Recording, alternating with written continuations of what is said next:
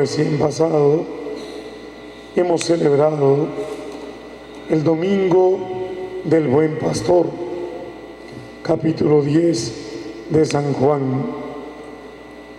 Durante estos días posteriores de esta semana cuarta de la Pascua, la Iglesia nos invita a continuar meditando en esta figura, en esta imagen de Jesús, buen pastor, el que da la vida por sus ovejas. El Evangelio, en su parte final, la que hemos leído ya hoy, nos coloca a Jesús en una fiesta de su pueblo. Jesús es un hombre profundamente religioso. Vive la religiosidad de su pueblo. San Juan nos coloca a Jesús, si los sinópticos, Mateo, Lucas y Marcos, hacen hincapié en ese Jesús religioso que va a la sinagoga, como su pueblo, como su familia, que va todos los sábados, que no es un judío de oídas, porque se decía judío, sino porque realmente lo era. Ser judío era no solamente haber nacido en el pueblo de Israel, sino vivir como hijo de Israel. Y vivir como hijo de Israel significaba vivir profundamente su fe judía. No es que cuando me acuerdo, o cuando quiero, o si tengo tiempo, o si me gusta o no me gusta. Jesús iba, dice los sinópticos, todos los sábados a la sinagoga. Ahí no dice templo, claro, porque en el tiempo de Jesús solamente había un único templo, el de Jerusalén. En los demás lugares el pueblo se congregaba en torno a la palabra, pero lo hacía todos los sábados. Pero también aparece Jesús viviendo la fe de su pueblo en el templo. Y así concluye San Juan este gran capítulo 10 sobre Jesús buen pastor. La pregunta es, ¿a dónde me conduce? Si Él es el pastor y Él es el buen pastor, ¿a dónde me lleva? Es lo que debemos de preguntarnos siempre. Ok, este es mi pastor, este es mi jefe, este es mi guía, ¿y a dónde me lleva? ¿Para dónde me está conduciendo? ¿A dónde me está llevando? Son las preguntas que todos nosotros debemos de plantearnos. Mamá, papá, ¿a dónde nos está llevando? Si usted nos enseña a mentir, ¿a dónde nos lleva? Si usted nos enseña a hablar mal de la gente, a murmurar, ¿a dónde vamos a ir? Si usted nos ve como normal que yo me lleve tal cosa a mi casa y usted lo ve como normal, o yo lo veo a usted llevándose cosas, ya sea de su trabajo o de otro lugar, usted me está enseñando a mí a ser ladrón. ¿A dónde me lleva? Papá, mamá. Y así ustedes como padres de familia, si ven que el colegio está conduciendo a sus hijos por una parte que ustedes ven que no es bueno, deben de cuestionar ¿a dónde nos está llevando? Un día de esto, en una de las clases, Creciendo en Valores, se nos decía de hablar con nuestros hijos sobre, por ejemplo, el valor de la vida, el uso de la sexualidad. Y le decía yo, ojo, porque la educación sexual que estamos dando es uso de condón. ¿Qué está diciendo? Sí, tengan sexo, protéjanse, entre comillas. ¿A dónde estamos llevando a nuestras hijas? A la prostitución. A nuestros hijos, a prostitución. ¿A dónde te lleva el condón? El sexo seguro te lleva sencillamente ahí, a que te volvás una prostituta o un prostituto. O bien aquello que bien decimos nosotros los adultos, ¿verdad? Es que hay que saber hacer las cosas. Lo que pasa es que no las supieron hacer. Y no hablando de sexo, sino de otras cosas. ¿Y qué queremos decir con eso? Hay que ser guatucero, hay que saber ser corrupto, hay que saber esto, hay que saber lo otro. Entonces la pregunta es, ¿a dónde vamos? ¿A dónde nos conduce? Y Jesús, buen pastor, nos conduce al Padre. Por eso aparece Jesús paseándose en el pórtico del templo, en el pórtico de Salomón, como queriendo decir, miren, aquí los traigo, aquí es donde los debo de llevar, donde mi Padre. Y cuando le preguntan, bueno, ¿eres tú o no eres tú? Ya sacanos de este suspenso en el que nos tenés. Jesús dice, ¿y para qué se los voy a decir si ustedes no creen? Por más que les diga la verdad, ustedes están tan cerrados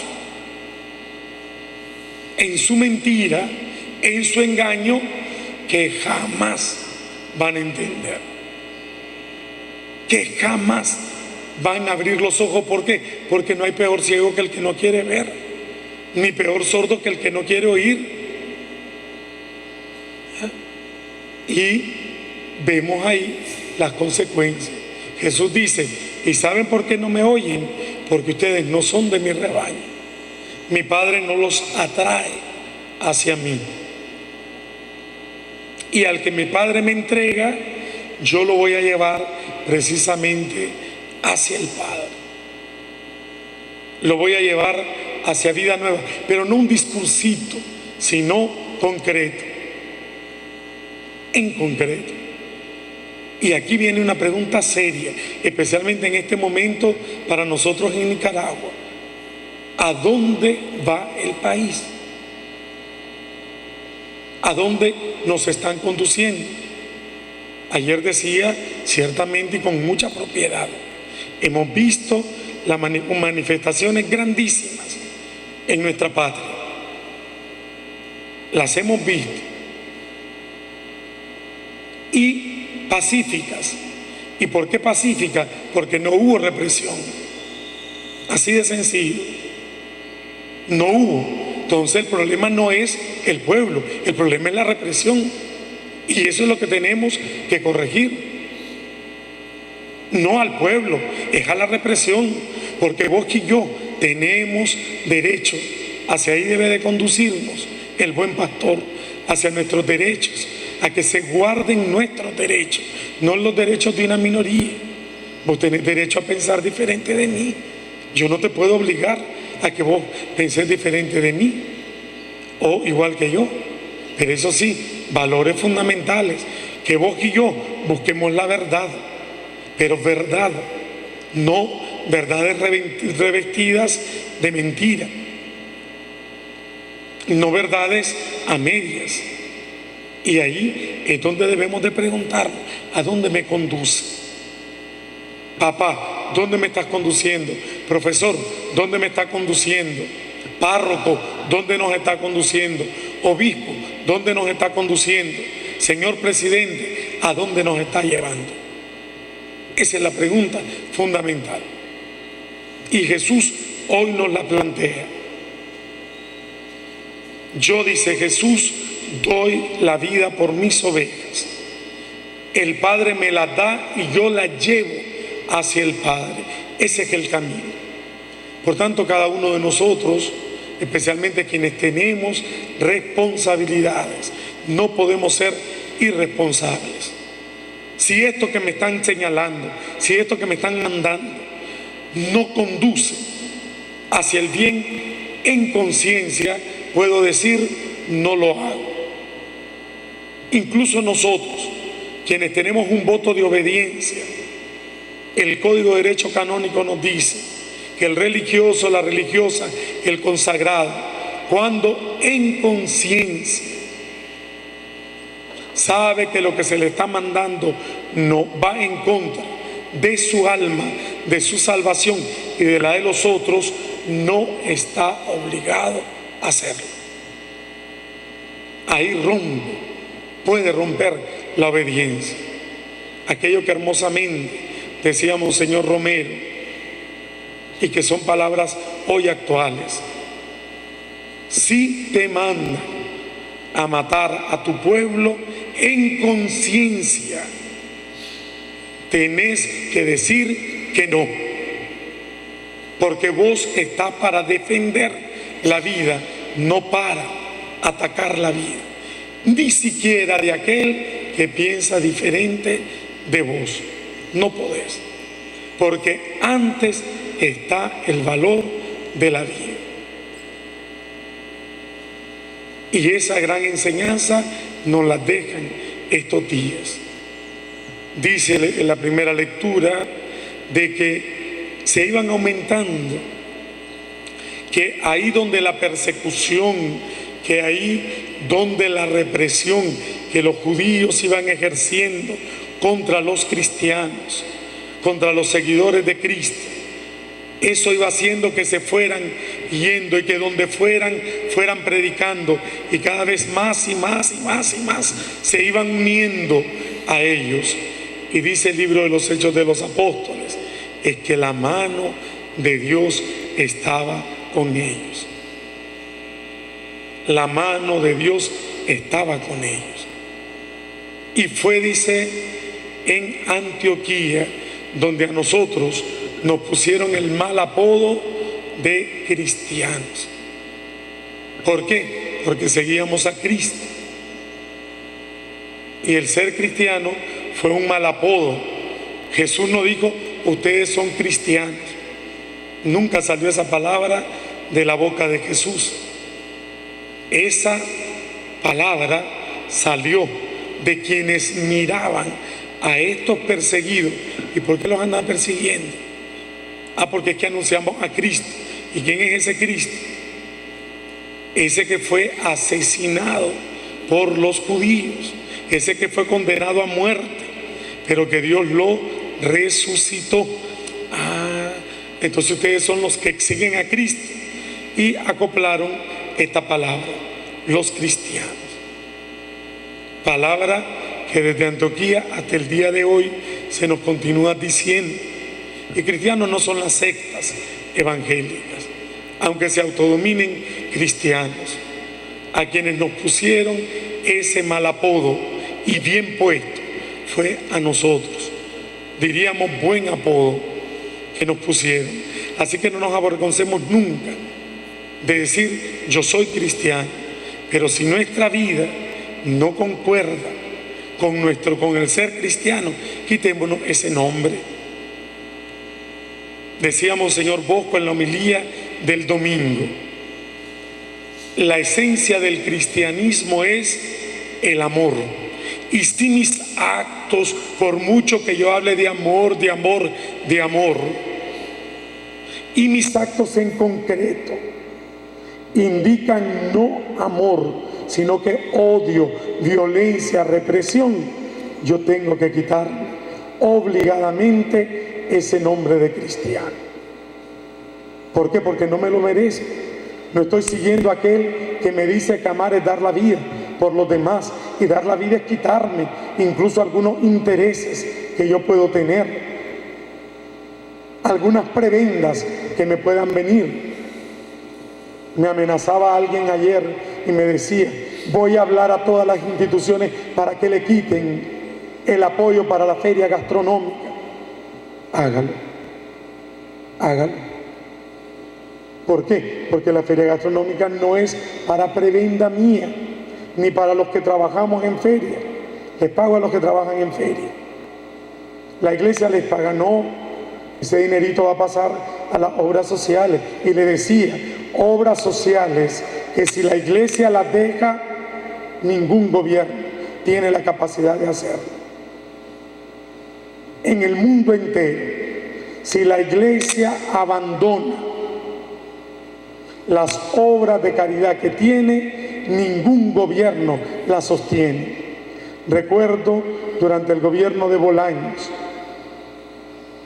la fustigación que hubo contra los colegios católicos, y en una reunión que tuvimos le decíamos: muy bien, ¿no le parece?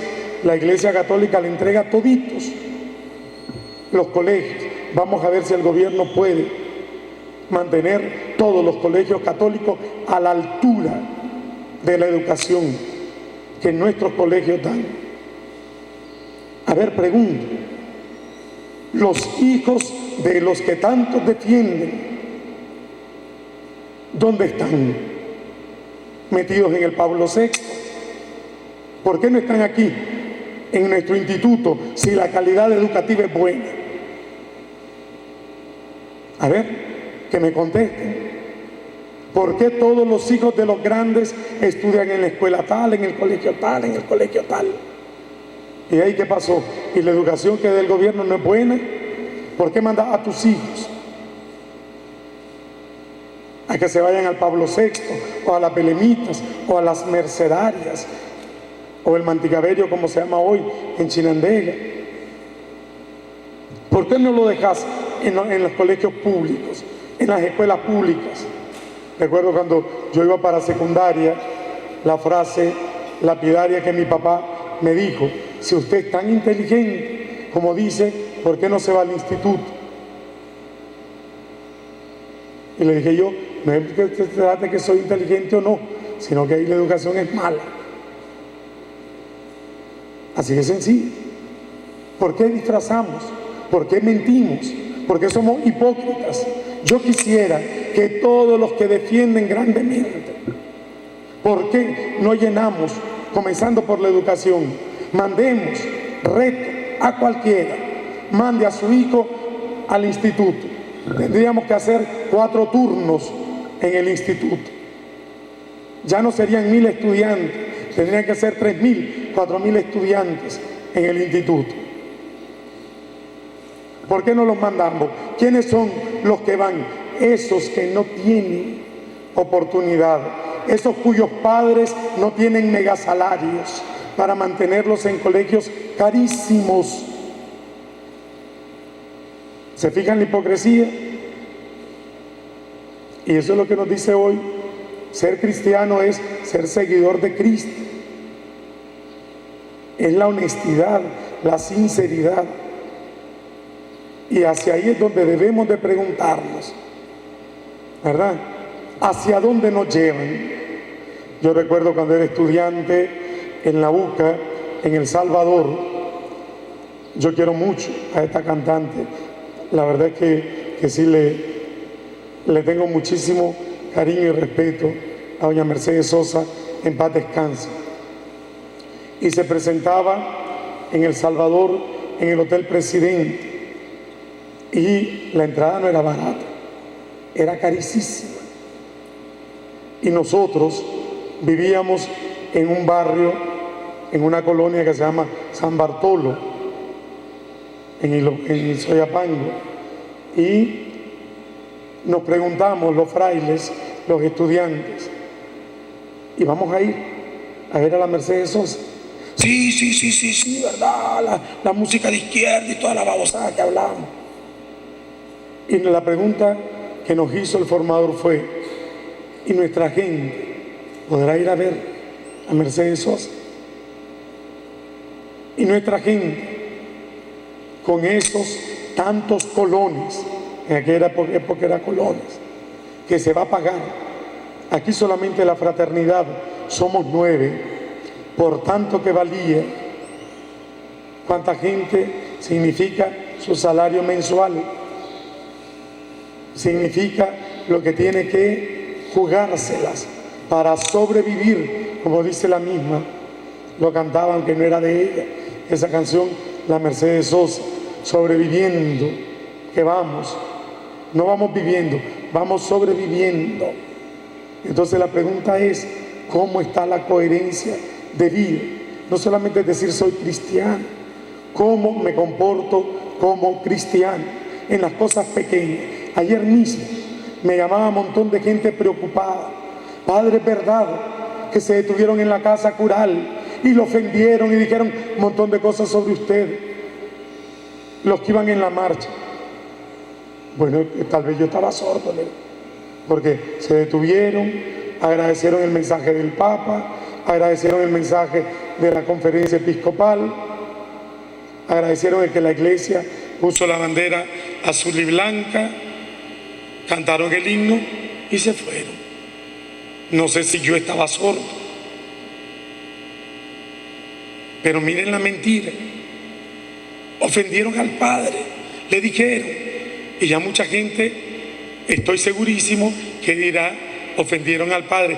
Es mentira, no me ofendieron, no dijeron nada, y no es que los estoy defendiendo. Es como es posible que nos llamemos cristianos y seamos mentirosos, desmintiendo a Monseñor Báez. Alguien me decía a mí, qué triste que usted es del bando de Báez. Incluso decía, sí, todos ustedes los curas son un montón de mujeres con sotana. Digo, sí, mujeres con sotana, pero tenemos más que vos. No les digo la mala palabra que le dije, ¿verdad? ¿Por qué? Porque hay que ser coherente en la vida. No se puede tapar el sol con un dedo. ¿Cómo es posible llegar al descaro de decir no está pasando nada en la poli cuando estaba aquella masacre? ¿Y cómo ser tan descarado de unir todos los canales nacionales con mentiras? Octavo mandamiento de la ley de Dios, no mentir. ¿Y cómo me llamo yo cristiano? ¿Ah? ¿Cómo me llamo yo cristiano?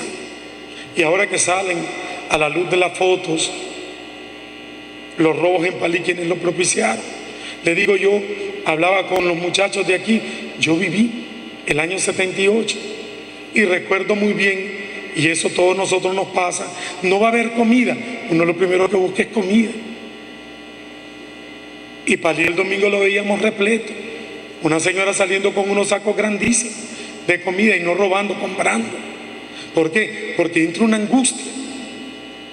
Antes uno se medio enteraba y ahora que todo es internet, la falsa noticia, todo el mundo se... Entonces es lógico que si no hay que ir a buscar. Yo me recuerdo, año 78, cuando todos los comercios en Chinandega se saquearon y quien no fue a robar es un mentiroso. Es un mentiroso. Están saqueando tal lado. Me acuerdo cuando saquearon donde Quiñones, donde saquearon donde la Antequera. Que me digan a mí quién no fue a saquear. Y no es que eso sea bueno, pero es que había zozobra. Pero en esta no había zozobra, había maldad. Otro pecado, robar y mentir. Y somos cristianos. No matar, quinto mandamiento. Y hemos matado. No han sido balas de salvas y no han sido balas tiradas al aire para amedrentar, han sido balas directas, como la del periodista en Bluefields. Saber dónde darle para matarlo a esos jóvenes que han muerto. Y ahora que el discurso bonito, no hay que hablar de odio, esas cosas promueven el odio. Ahora promovemos el odio, la no violencia, la paz, el amor. ¿Y quién comenzó el odio? ¿Quién comenzó la violencia? Es como cuando yo te tiro la primera pedrada, vos reaccionás y me comenzás a tirar. Y si me matas, bien muerto. ¿Por qué? Porque yo comencé la violencia. Yo la comencé. Entonces, hermanos, hermanas, la palabra de Dios, y no la estoy manipulando, y Dios me perdone si la estoy manipulando, pero que hoy nos dice la palabra de Dios, mientras iban caminando, iban anunciando, y eso ha sido lo hermosísimo, es la gran enseñanza de estos días. La verdad ha ido saliendo a luz, y eso ha hecho que muchos caminemos, que muchos nos unamos. ¿Y qué ha sucedido? ¿A dónde vamos? Es la pregunta. a dónde vamos. Y debemos de ser muy serenos, pedir mucha al Espíritu Santo que nos ayude a saber a dónde vamos. Por eso estos días tienen que ser de profunda oración. Yo los invito a todos a que durante estos días doblemos rodillas delante de Jesús sacramentado. Después de la misa de la tarde, todos estos días estará el Santísimo para que venga a orar todo el que quiera. Hombres y mujeres de buena voluntad, convoco de manera especial a todas las comunidades. Suspendo todas las reuniones de comunidades. Vengan a orar aquí al templo. Y si no pueden porque ya están mayores, reúnanse y oren ahí, a la hora de su comunidad. Oren incesantemente por la paz.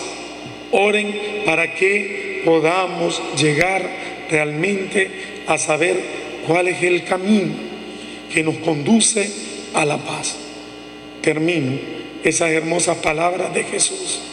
Jerusalén, Jerusalén, si tú supieras el camino que te conduce a la paz. Y como no lo tenemos tan claro, tenemos que discernirlo, tenemos que pedirlo al Señor. Señor, ayúdanos a descubrir cuál es el camino que nos lleva a la paz. Que así sea.